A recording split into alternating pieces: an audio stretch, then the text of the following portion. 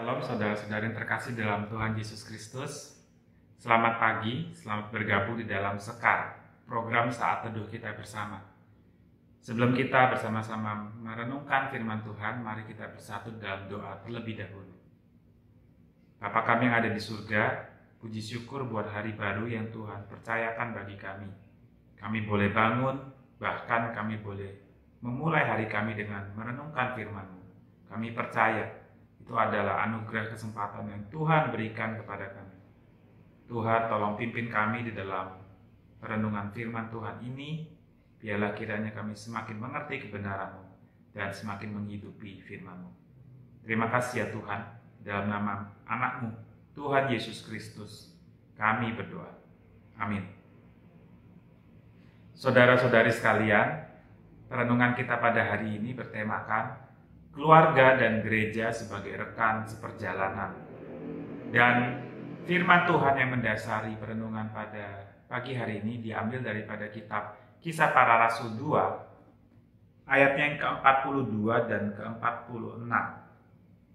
Kisah Para Rasul 2, ayat yang ke-42 dan 46, berbunyi demikian.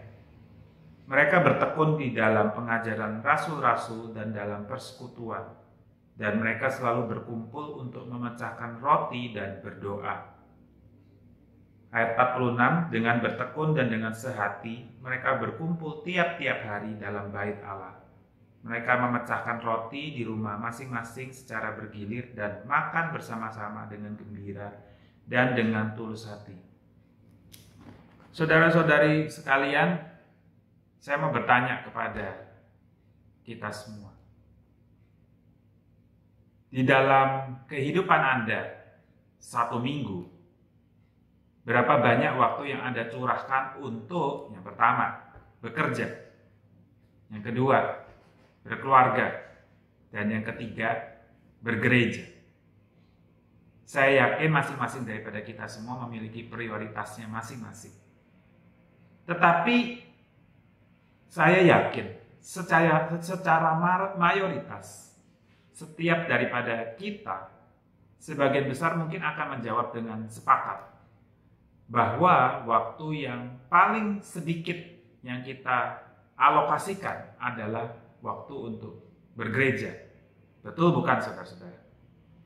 Karena kita sebagai orang modern terbiasa berpikir untuk menspesialisasi waktu dan membagi-bagi waktu kehidupan kita karena kehidupan kita sibuk.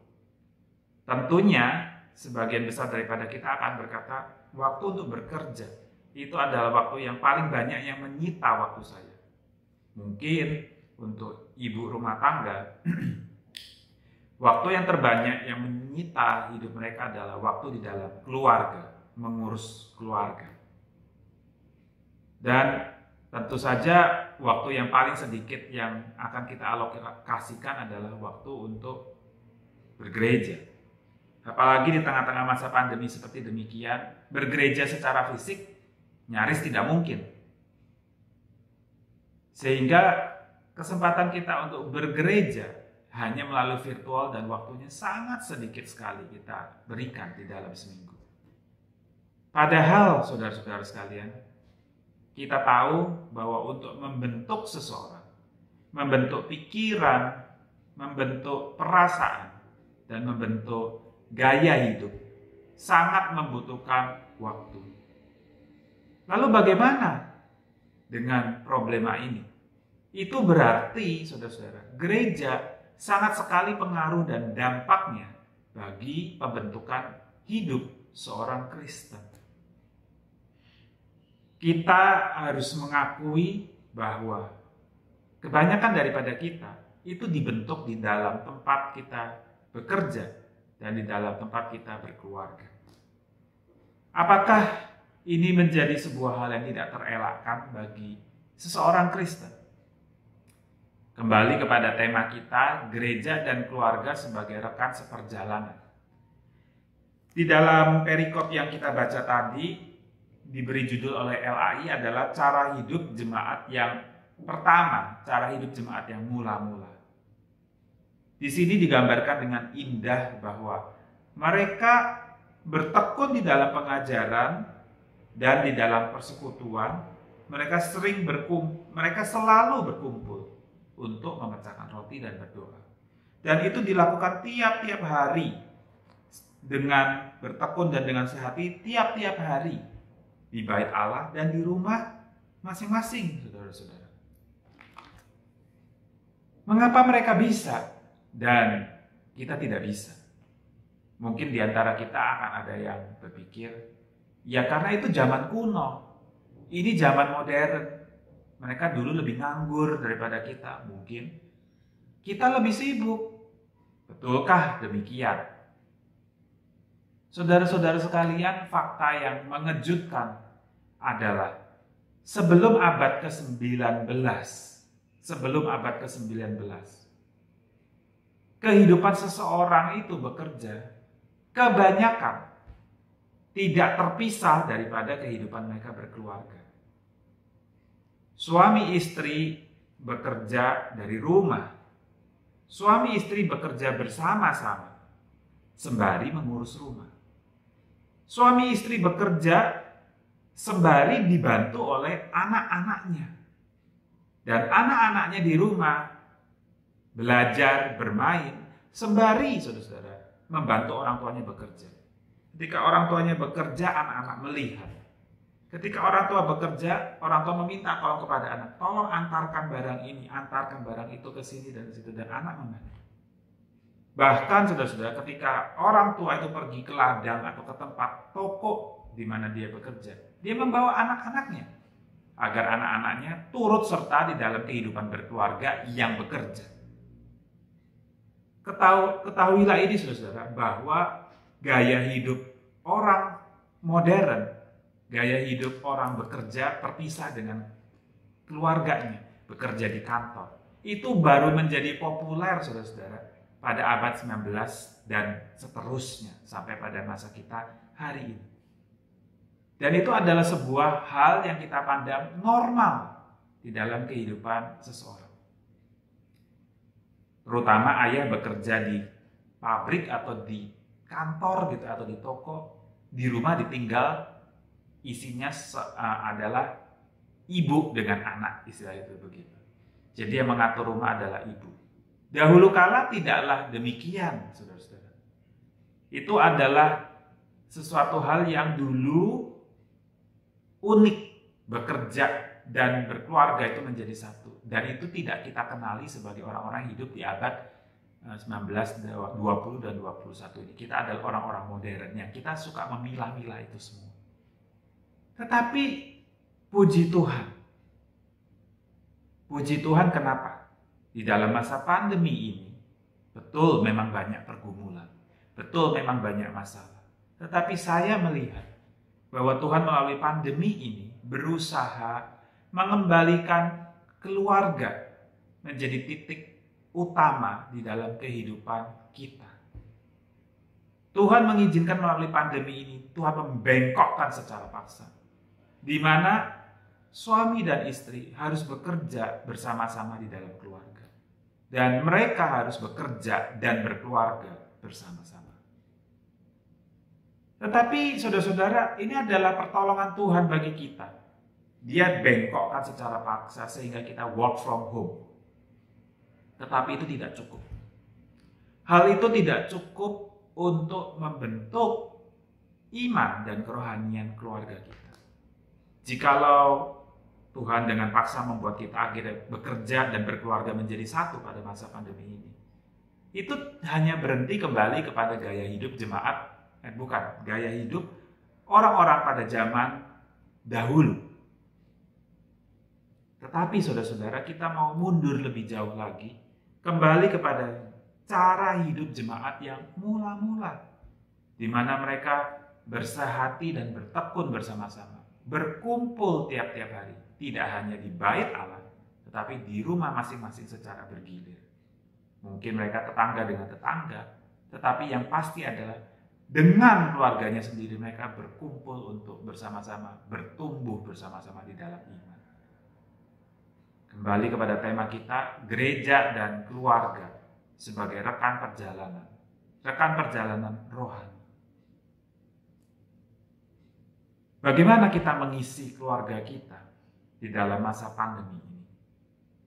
Apakah kita mengisinya dengan keluarga dan bekerja jadi satu, berhenti sampai di sana saja, dan memang kenyataan harus begitu? Tidak cukup, saudara. Kita harus mengisi keluarga kita dengan membawa kehidupan bergereja. Kehidupan bergereja menjadi sebuah gaya hidup di dalam keluarga kita. Kita rindu supaya keluarga kita menjadi seperti yang diceritakan di dalam Kisah Para Rasul ini. Bertekun, bersehati, berkumpul bersama-sama untuk belajar firman Tuhan, untuk bersekutu, untuk berbagi kehidupan, memecah roti itu berbagi kehidupan, dan berdoa bersama-sama sambil memuji Tuhan dengan tulus hati. Bisakah kita melakukannya? Bisakah kita membawa kehidupan bergereja menjadi nyata di dalam berkeluarga kita? Pada akhirnya, saudara-saudara sekalian, gereja bukanlah gedungnya, gereja bukanlah programnya, gereja bukanlah kebaktiannya. Gereja adalah orangnya. Dan gereja Tuhan ada di dalam keluarga kita masing-masing. Tuhan Yesus memberkati kita semua. Amin. Mari kita bersatu dalam doa.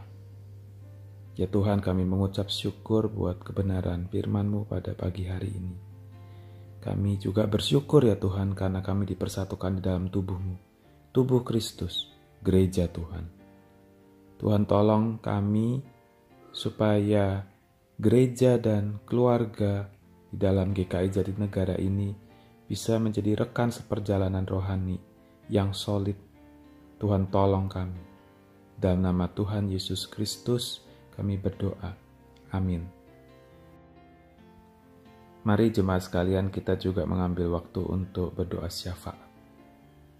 Yang pertama, mari kita berdoa untuk Pendeta Alfred dan juga Saudara Candy yang telah menyelesaikan pelayanannya di gereja kita dan mempersiapkan diri untuk memasuki ladang pelayanan yang baru. Kiranya Tuhan memimpin mereka kemanapun Tuhan memanggil mereka.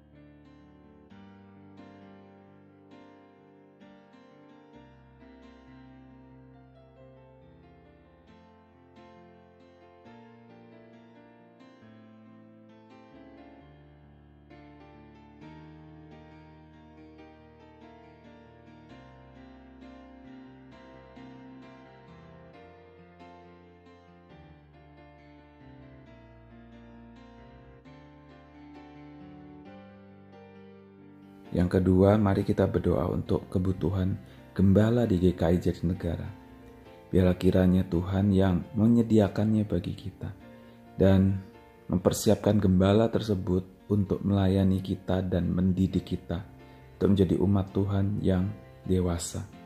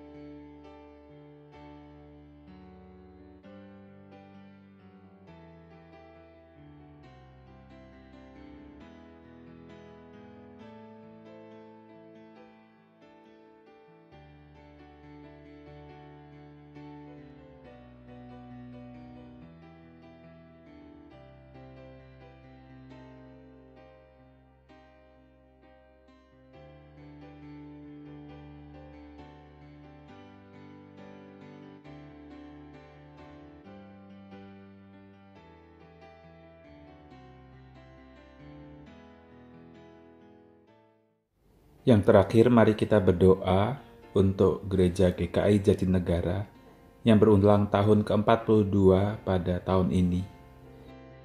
Biarlah kiranya dengan umurnya yang telah demikian dewasa, Gereja GKI Jatinegara dapat menjadi rekan perjalanan rohani yang baik bagi keluarga-keluarga jemaat di GKI Jatinegara.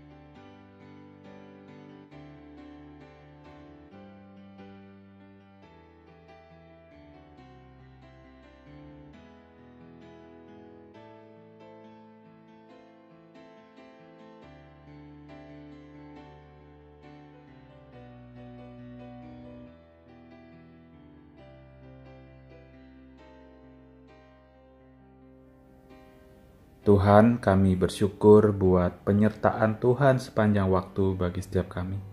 Dan kami juga bersyukur kalau kami boleh menaikkan doa-doa kami ke hadapan-Mu. Kami percaya Engkau adalah Allah yang baik, yang mendengarkan dan menggenapinya sesuai dengan hikmat dan waktu-Mu. Di dalam nama Tuhan Yesus Kristus, kami berdoa. Amin.